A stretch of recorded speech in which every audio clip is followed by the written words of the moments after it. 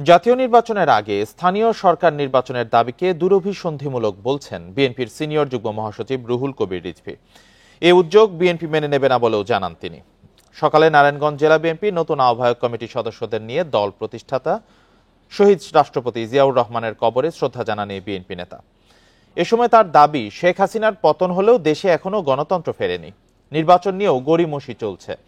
এই অবস্থা নতুন বাংলাদেশ নির্মাণের প্রতিবন্ধকতা তৈরি করছে অভিযোগ করে দ্রুত সময়ের মধ্যে নির্বাচনী রোড ম্যাপ ঘোষণার আহ্বান জানান রিজভী।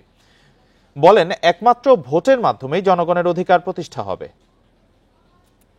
শান্তি স্থিতি আনতে হলে আমাদেরকে অতি দ্রুত রাজনৈতিক দল তারা যাতে জনগণের ভোট নিয়ে ক্ষমতায় আসতে পারে সেই অবাধ সুষ্ঠু নির্বাচন নিশ্চিত করতে হবে।